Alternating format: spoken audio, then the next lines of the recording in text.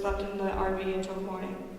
When the shop opened, a friendly older repair guy worked on fixing the RV while we wandered around bleary-eyed and searching for food. Miraculously, the repair guy located 2 more of the correct bolts at an auto supply store and the RV was fixed. We were back on the road to our next adventure. We were lucky that the wheel didn't try to escape somewhere else. Then the radiator blew 500 miles down the road and the water pump blew like a geyser when we pulled into my driveway. Safe to say we'll never try to drive a 30-year-old RV across the country again. Our next act is Jolie Bogart with a short story. I was at the Wesleyan Market in Cleveland when I first saw a macaroon. They looked so dainty, like mini cakes. I wanted to try one. However, when I noticed their price, I couldn't understand what made such little treats so expensive. I decided I would make my own instead. It couldn't be that hard, and it would certainly be less expensive. Soon enough, I found a recipe. I was elated. I bought all of the ingredients I needed to make the little cakes. I had most of them, or at least what I thought would work as a supplement. The recipe had weight measurements, so I simply estimated what I thought would do the trick. Mixed the ingredients and piped the resulting chunky mixture onto the rubber cooking sheet. 20 minutes later, I pulled them out of the oven in a rush to see my bite-sized creations. Just a glance and my smile slid from my face. They were spotted with many dimples, most were cracked, and they hadn't fluffed up properly. At last, I wanted to make something easy like cookies, but I remembered those little pastries put on display for the world to adore, and I too wanted to make something so perfect and sweet. So I decided to try again. This time it would be different. I bought all of the correct ingredients and weighed out the measurements precisely. I did everything as instructed, but then, to my dismay, they were once again flat, cracked, and had a funny little point in the middle. At this point, I gave up. A couple weeks later, I thought of the macaroons that had caused me such despair again. I decided I would give them one last shot. This time, I did my research. I read hundreds of websites and discovered many tricks to the art and science of macaroon baking. Bang the pan against the table in order to get those pesky air bubbles out that cause that ugly cracking. Sift the flour mixture to get the goop smooth and thin. Use a special baking sheet to keep the batter in place. This time there were no cracks and they had puffed up into the perfect shape like the ones on display at the market. I had perfected my macaroon shells. Our next act is a short story by Rachel Wagner. Imagine this. You're spending the week on a small island in the middle of a tropical sea. You don't know anyone and no one knows you. You can be whoever you want to be without judgment. It's what we all want, right? You spend your days enjoying the blissful sun and listening to the gentle lull of the waves washing up and down the shoreline. You lounge by the pool, at the bar, on the beach. Salt is in your hair and your skin is mildly sunburnt. But that's to be expected when you're living the life and all of your troubles are miles and miles away. You've forgotten about the toils of everyday life back home and are actually living in the moment and aren't mindlessly staring at a screen for the first time in months. You take in the local culture, admire the way of life, and explore new foods that you wouldn't have otherwise had the chance to taste. You explore the island and one day decide to take a boat to see some of the small surrounding islands. Little do you know, your life is about to turn somewhat upside down. But that's to be expected when you meet certain types of people. They make you learn things about yourself that you had never before discovered, or at least that's the case with a fellow tourist who hails from a world far from yours. Your story starts on that very small island, one much smaller than the one you had been staying on. And you're admiring a small fishing hut, but when your future friend comes up and says hello, for whatever reason, it feels natural, like things were always this way and you've known each other for a while. You get along very well. You wonder why it's like this, but surprisingly, you're okay with it. You let this play out. The next 3 days are fun, hanging out with your new friend at the beach, at the pool, going to dinners, and when it's time to say goodbye, it doesn't really feel like a goodbye. It feels more like a see you later. You tell each other that you hope your paths will cross again, and off you go into your respective planes, destined for homes miles and miles apart. Flash forward to a year later, and you still keep in touch, when you had thought you would just forget about your friend and move on with your life. But that's the thing with people. You make connections with one another that are unexplainable and are found in the most unexpected places. Acquaintances that you think could never be a close friend surprise you, and you find commonalities between the two of you and you wonder, what have I done without you my entire life? But that's the thing with friendships. They come at the most unexpected time, especially when you least expect it, and I would argue that those unexpected friendships truly are the most valuable ones. Next is Megan Atandon with a poem. This poem is titled Oil and Water.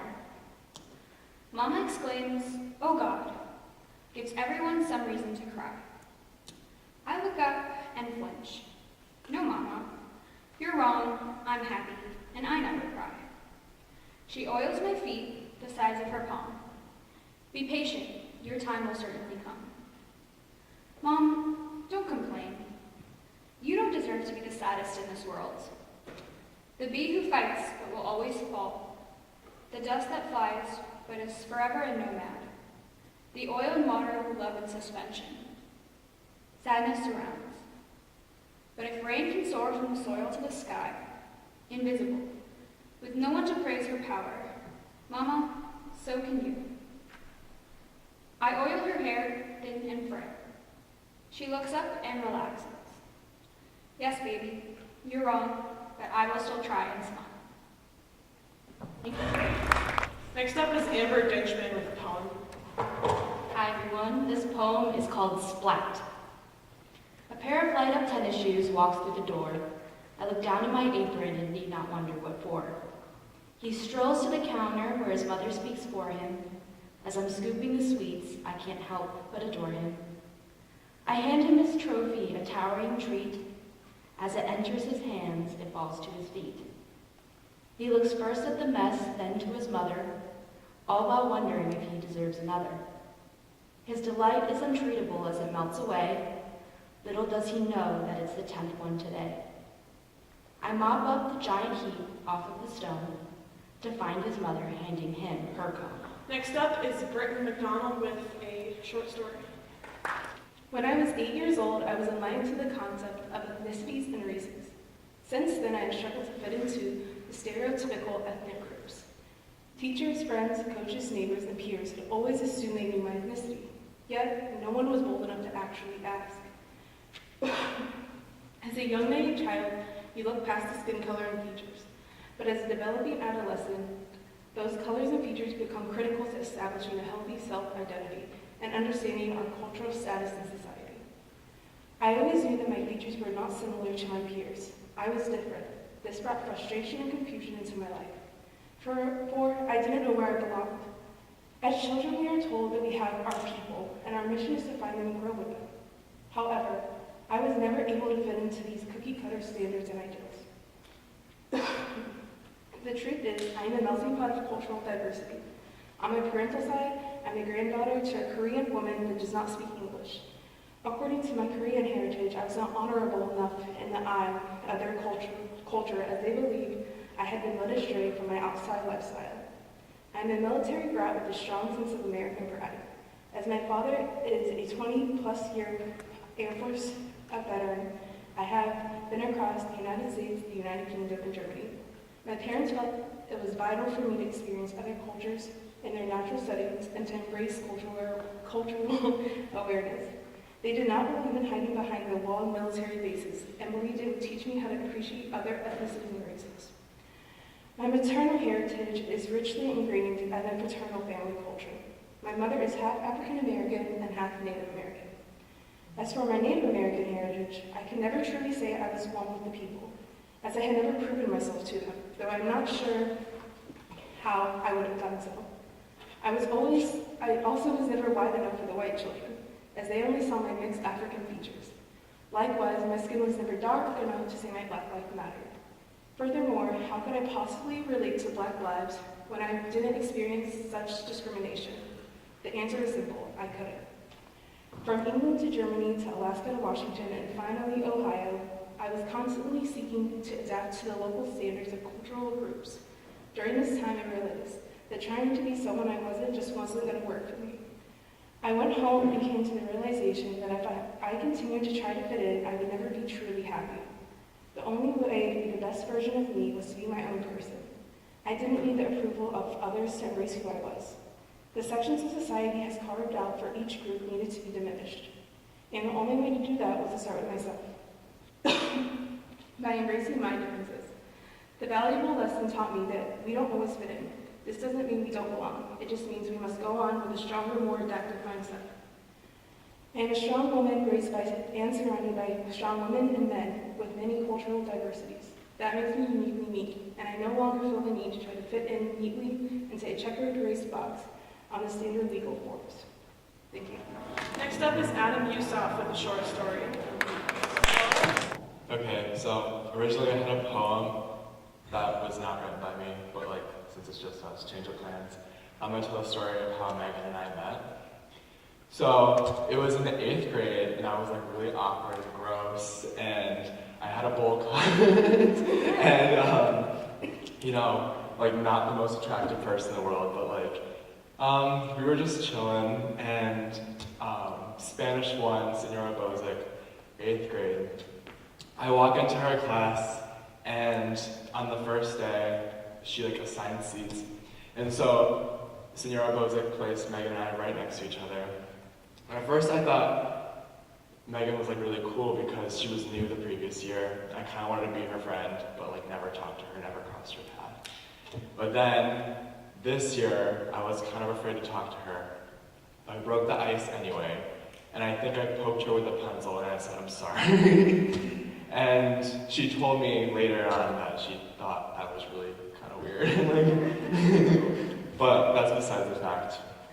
And she really quickly became one of my closest friends because I just thought she was the most genuine and caring person that I had ever met, like up until that point. And we had so many like fun adventures together and so many like experiences that like I still laugh about to this day. There was a social studies teacher that we both had, and one time we went to Mansfield to go to like a haunted house event, and I swear we talked about this teacher and made jokes about her the entire 2 hours there, the entire time we were waiting in line, the entire time we were getting back, and it was still just as funny as it was when we first met. And I'm really sad to like leave her this year because she's one of my best friends, and she's just such a good person and so warm and caring. So, thank you. I don't know what I did to deserve that. That was very nice. Thank you, Adam. Sam Farba is next with a poem. Hello. Many people have said our generation is bad, that things have changed, and that we have too. I beg to differ that our generation is good, that things have changed but for the better. We are the kids of the early 2000s, products of parents with stories of when times were harder, but we grew up smarter. We don't care how you dress, who you love, what you look like, or what you don't. We see humans as humans. We are disagreed with when we educate ourselves on real issues and try to educate others. But we continue to believe in real problems, global warming, stereotypes, equality, mental health, and to stand up for what we believe in. Many people have said we are the future, but we are also the present. Our creative minds, accepting hearts, and determination can and will cause change. Many people have said our generation is bad, that things have changed, and that we have too. And I hope we prove that yes, indeed, things have changed, and yes, still, we will too. Next up is Ruby Darwish with a poem about gun violence in school. Hi. My poem is titled Little Orange Man. On March for our lives put nests on my bag. Little orange strings, you got the bottom decaying slowly. It's light on the hand, but heavy to the heart and mind. Outside, the clouds are dark, gleaming over the day, voices loud, humongous crowds of teenagers crowd the space. Emily's voice cracked. My friend Carmen would never complain to me about piano practice. Aaron Price would never call Karen Miss Sunshine. Alex Schachter will never walk into school with his big brother Ryan. Scott Bingo would never joke around with Cameron at camp. Helena Ramsey would never hang out after school with Max. Gina Montalto will never wave to her friend Liam at lunch. Joaquin Oliver will never play basketball with Sam or Dylan. Nicholas Sawyer would never, Elena Petty would never, Carol Loran would never, Chris Hickson would never, Luke Hoyer would never, Martin Duque Aguiano would never, Peter Wayne would never, Alyssa Alzahev would never, Jimmy Gutenberg would never, and Meadow Pollock would never. The crowd grows silent, grief-filled hearts rise. Downtown in early spring morning, compelling posters and heavy cries, rallying against the inevitable from a piece of metal. Joining hands and sharing tears. Small size, complex meaning folded one over the other, and piercing through, depicting agony alongside a faded orange ribbon on a black school bag. Thank you. Next up is Paige Bowman, who's doing stand-up comedy. I just want to say this is the most applause I've ever gotten, so thank you. That was a fake laugh. You get $5 for that. So, also just want to say, sorry in advance. The school budget couldn't afford one of those things that could pull you off stage if you're really, really bad. So just please throw things at me if I'm not doing well. I'm pretty oblivious, but I'll probably get the idea at some point. I don't know. Don't shout vulgar things, though. We have a teacher here. Hi, Mrs. Sullivan. How are you? So how's everyone doing tonight? Yeah! That's awesome here. I'm really not good. I took the ACT this morning. Yeah. It was not good. I think the ACT is so dumb. It's just, I don't need a 36 to be a trophy wife, which is everyone's goal in life. I don't understand. And once you're done crying yourself to sleep and crying yourself to dehydration with the ACT, then comes AP testing. By the way, still haven't paid for those Sorry Jesus and Mrs. Jerome. Same person. So AP testing and AP classes in general can be pretty wild. Last year in bio, we made waffles instead of learning about proteins and lipids, all that jazz. But something happened this year in one of my AP classes. Will not name the teacher, but their name rhymes with Bob Patton. So this teacher, wrote, very kind of him being a teacher and writing the itinerary up on the board when we had a test, a quiz, some homework due. But this teacher, who will not be named, decided to write this in yellow expo marker. And no, this isn't some joke that I'm making up. This is actually true, unfortunately. So he had a test written on the board, and obviously I can't read yellow expo markers, so I got a 68 on that test. Yeah. My initial thought was, and the day I found out I got a 68, guess what we took in school? The ACT. I think this is the job of the government. I think they're doing this on purpose. So I don't get it. Why write it in yellow expo marker? That's the same thing when you were a little kid taking a black piece of paper and drawing dark purple Crayola markers on it, saying, "Mommy, look." And she says, "Oh, okay." You want to put it up on the fridge, and she puts up a black piece of paper on the fridge. It's just, I don't get it. But the most wild thing besides AP testing and the ACT, the most important thing that happened at the ACT today was I met this kid, and he was just wild. His name was Reed, and let me tell you, he was a character. So he proceeded to approach me during the 10-minute break that we have between the math section and the reading section, and politely, he shook my hand, introduced himself, and then proceeded to tell his entire life story. So there are a couple things that I picked up about him that I was just, dumbfounded by. For example, when he talks, he forgets to take a breath. So he'll talk and talk and talk and talk and talk, and in the middle of a sentence, he'll need to take a breath, just like that. And he doesn't wait for the end of the sentence to happen, he just takes it right in the middle. So, he'll be talking about something important, the Russian Revolution, for example.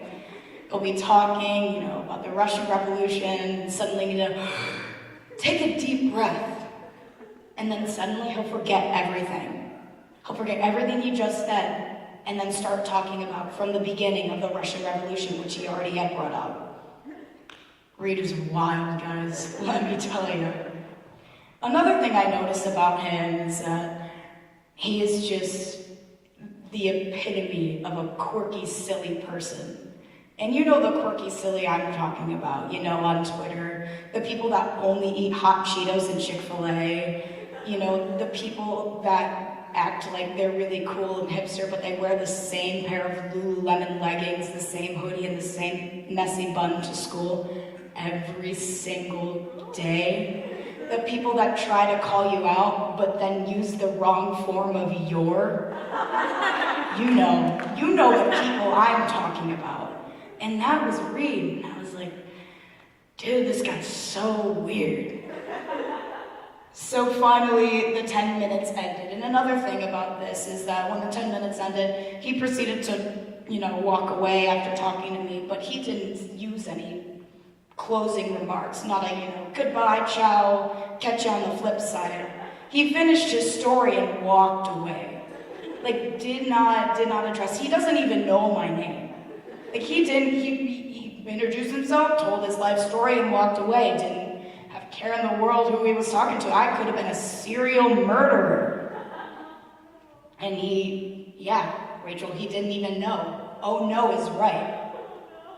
So I finished the ACT, right? We're all walking out, and my friend comes up to me and is like, yo, there's this really weird kid. He sat next to me. His name is Reed. And I was like, oh, I met him during the break. And she was like, yeah, he's exactly like you. And I take a step back for a minute. And I'm like, Paige, Reed, Lululemon leggings. I was wearing Lululemon leggings at the time. I'm wearing jeans now. I wear these jeans a lot, like almost every single day. And I'm like, whoa, I am so sorry that you had to meet me. So, I'm so sorry that for each and every one of you that has spent more than 3 minutes with me, I apologize. I will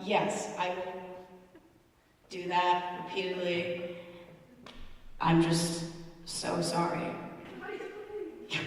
So for those of you that jumped or laughed, my mom thanks you for doing that, and she will pay you $7 walking out. As all of you are walking out, you will receive a program, with all the essential information, my name, my email, home address, social security number. Just if you want to book me for any gigs, like your graduation party, your second cousin's bat mitzvah,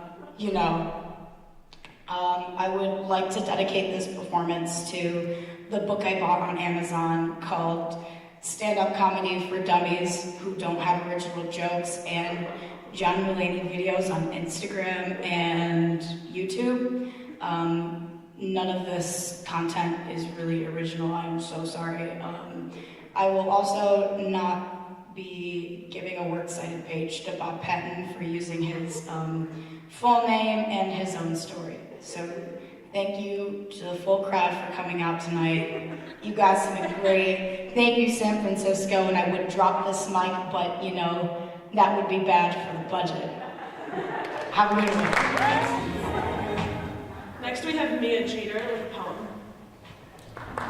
Locked inside, behind steel doors inside my mind, keeping people out of the troubles behind me. I mourn my sorrows to the birds. They listen to my words, my only friends who understand what's wrong. The mystery of me I keep locked inside, behind iron bars inside my mind, never to be opened by anyone but the doorkeeper herself. If you dare go down these corridors, you're fought by invisible warriors who keep you out from the troubles within me. I fall as the morning sun will, approached with an evening chill, looking for a way out of the surrounding darkness. I speak to the birds and trees. They hear my pleas. They listen as I tell them my troubles. The mystery of me I keep locked inside with titanium locks inside my mind, blurred by rummaging thoughts of what you may think of me. The demons in me I try to keep close, frozen inside like an eerie pose, baring their teeth and growling, ready to kill. The mystery of me, I'm on your case, gone too deep, can't escape. We are sorry that you've discovered a mystery of me. Next up is Nathan Shaw with a short story. As the moonlight shines over the dark ocean breeze, ravens swarmed the night sky filled with darkness. It was midnight, and the excitement in the air was palpable as the smell of the sea water filled up my nostrils. Dark, icy water slithered in the horizon as wave after wave perpetually undulated against the shore. I had waited for this opportunity for my whole life, surfing. As an Ohio native, I had never had the opportunity to surf. The only thing remotely close to the ocean was Lake Erie, 5 miles down the street from my house. Nevertheless, the idea of being lifted by the cold ocean water and being blasted by the wind fascinated me. I read countless books on surfing, watched movies and TV shows about the science of surfing, and practiced surfing techniques in my imagination. Though this was my first experience surfing, I was pretty confident in my abilities. About 300 feet away from the ocean floor, I stared across the dark horizon, unable to contain my excitement. I could feel the soft sand melting within my feet, and the air was just how I imagined it to be. Seagulls swarming the night sky and green mist filling the ocean air. My surfboard clung to my sides as I kicked off my sandals. However, as I approached the ocean shore, the vastness of the ocean suddenly made the idea of surfing daunting. Splash, splash, splash. The waves violently shake, disturbing the calmness of the water. The water turned icy black as it distorted the emerald image of the lagoon. I could feel cold shivers down my spine, and I began to feel skeptic in my actions. The dream that I had been waiting for years was within the grasp of a few footsteps away. However, something felt wrong. I felt an imminent danger within these waters. It was as if my sixth sense was telling me not to touch the ocean waters. Nevertheless, the years of dreaming to surf distorted this thought as I dropped my surfboard down on the sandy shore and continued my ambition. Crack! A flash of lightning simmered, followed by the beating of large raindrops. Out of the corner of my eye, I saw a dark shadow move within the icy pale water. I adjusted my glasses and I concentrated into the ocean depths. Nothing was there.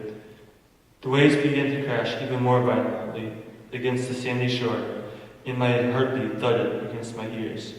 I looked over my shoulder and took my last glance at the sandy shore before I continued onward. Splash! With a single move, I dropped my surfboard and began my journey. The surreal feeling of surfing across the ocean water finally became a reality. I laughed as the wind blasted against my face, and the water carried me according to my discretion. Hunched over, the waves swayed pretentiously across the lagoon, guiding me farther away from the shore at an abysmal pace. Moments later, to my anguish, the dark sheep reappeared again in the ocean water, but this time it was as if it was headed toward me. Slowly, fraught with fear, a sharp fin converged from the water as I desperately attempted to guide the surfboard back to the ocean shore. However, the pale waters pushed my surf further away, unrelenting my wishes. In frustration, I tried to paddle with my hands, but the action was met with even more resistance. Thud, thud, thud. My heartbeat rang against my eardrums, and the dark clouds roared maliciously across the sky.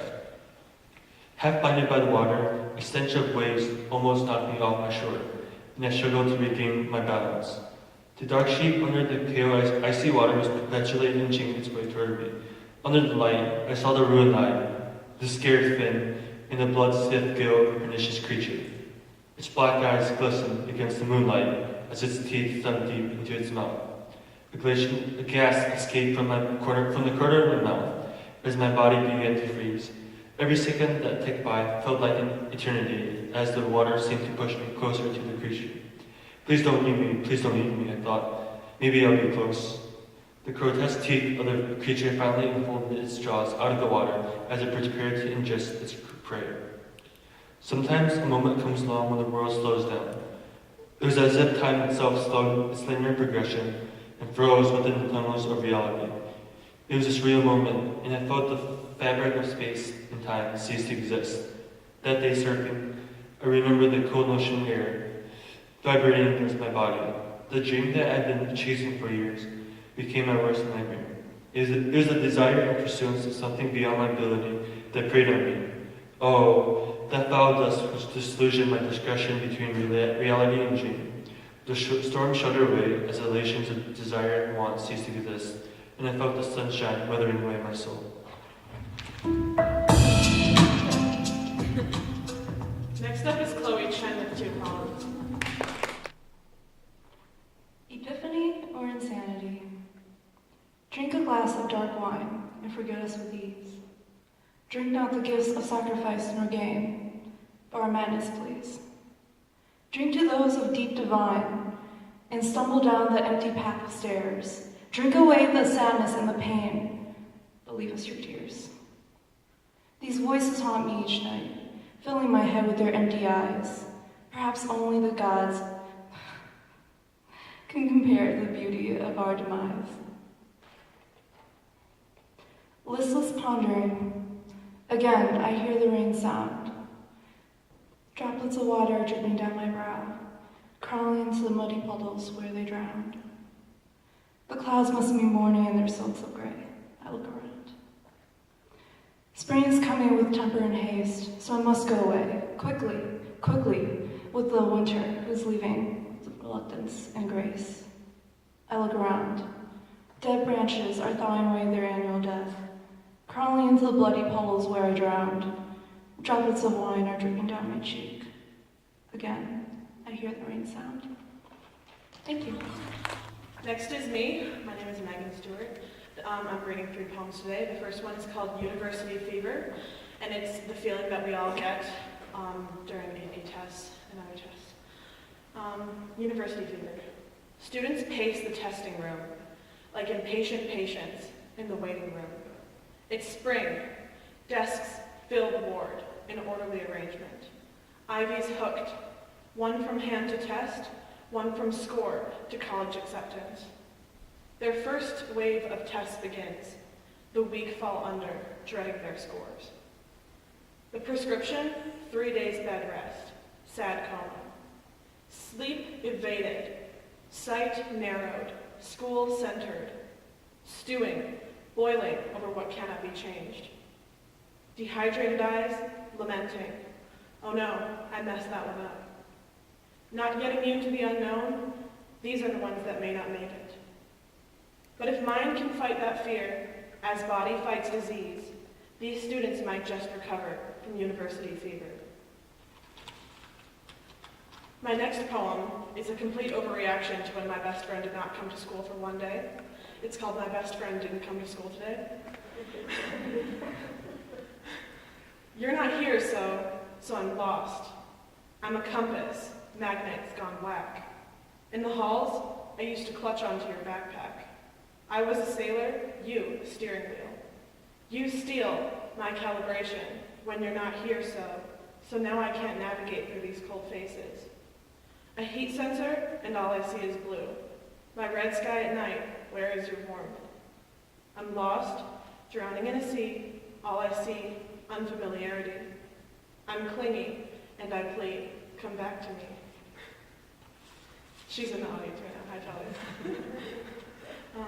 This last one's called Suburban Symphony, and it's the feeling that I get in summer in suburbia. I don't need to play music in the summer, because there's already too much to hear. An orchestra hard at work, you just have to lend an ear. Listen, if you're lucky, you'll catch the early show. When it starts, birds sing, squawk, and squabble. Cars kickstart, leaves collide like cymbals. Lawnmowers rumble, bugs buzz, the fridge and AC hum in unison. Kids come back from soccer practice and play in the street. I can listen to it all afternoon. My neighbors are in their late 60s. They still party like it's the 60s. Their pool swishes back and forth like their wine glasses when they toast to a full life. Cicadas and toads beat like the bass turned all the way up in a crappy car. I can listen to it all night. I fall asleep when the sun finally decides to dance away, too in love with the moon to say goodbye, too early. Before she goes, she touches each little box house as if tucking them in, good night. It's a sweet symphony, a sweet suburb, a sweet song, but a solemn feeling when you've eaten too much sweet, heard too much song, and wish for the savory silence of winter. Thank you. Our next act is Janana Schumann. She's going to be reading a skit on the 7 sins. First of all, I want to do a little disclaimer. There's like multiple characters, so I might like go back and forth. But like for the therapist, I might like not say therapist's name, but like I will say the name of the feelings or the 7 sins. So the title of my skit is called Group Therapy Sessions with the 7 sins. Okay, I'm gonna start right now. Therapist, can you please introduce yourselves? Pride, why don't you start? Tell us a little bit about yourself. Pride. Okay, well, first of all, I'm incomparable. I'm Dali, Van Gogh, Picasso, I'm Velázquez, Monet, I'm freaking El Greco. But then again, they're all just cheap versions of me. They're all just my imitators and fakes. By the way, warning, this is how I always am, even if there's no problem. So I understand if you feel attacked by me. But also if you do, you're just a child. But because I have no room for negativity, it doesn't go with my paradoxical life. My amazing aura will last for infinity. You can all judge me as much as you want and go against me. I won't intrude, but then again, it's your loss. Your failure to comprehend me is due to you, okay? But whatever anyone says, I'm still the one and only. I'm the epitome of vanity. Therapist, thanks Pride for that introduction. Lust, why don't you go next? Lust. Hello everyone, I'm Lust. I must say therapist, your skin is glowing. Therapist, well thank you Lust. So I heard that you're having issues with your relationship. Lust, relationships with an S. I'm polyamorous. Therapist, oh sorry. Lust, oh you're fine darling. Well I guess one of my boyfriends wasn't fine with the whole polyamorous thing because he left me after finding my messages with my other boyfriends. Well after that we got into a fight and he called me a lying and cheating.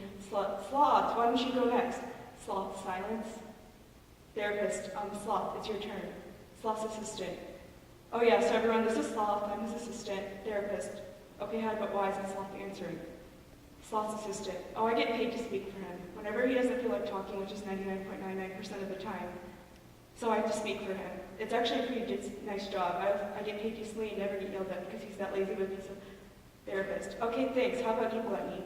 Gluttony, hi. I'm Gluttony. Nice to meet you all. Therapist, so how did you find out about this meeting? Gluttony, oh, I heard there was complimentary food and snacks. By the way, where is it? Therapist, food is given out at the end of the session. Okay, Wrath, it's your turn. Wrath, excuse me? What is with that attitude? I don't appreciate that. I'm sorry, I don't know what you're talking about, Wrath. Wow, so now you're just gonna blatantly lie to my face? No, this isn't over. Okay, Envy, your turn. Wrath, this isn't over. Therapist, yes it is. Security, take him. Envy, Greedy. Sorry, I missed one part. Okay, Therapist, Greedy, it's your turn. Hello everyone, I'm Greedy and I'm here to save my relationship. Envy, Miss, it was my turn. Therapist, what is your problem, Greedy? Envy, hello. Greedy, well my wife has been acting very selfish. She's been making everything about her just because I don't give her any of my hard-earned money for herself and the kids. I mean, can you believe that? Therapist, wow. Envy, hello? Greedy, I know. Therapist, I wasn't talking about that. Never mind, thanks for sharing, Greedy, and I guess that's everyone, the session's not over. Envy, Therapist, there's complimentary food in that room over there. Gluttony, food. Envy, guys, not again. The end. Thank you guys so much for coming out today. Thank you to all the audience members for supporting Newspaper Club. And thank you to all the performers. You guys are brilliant. You're amazing. All your original stories are just so fascinating. Thank you for sharing. And even though there was kind of trouble with like promotion in the audience, I'm still happy some people came out. I shouldn't say a lot. But thank you guys for supporting the my newspaper. And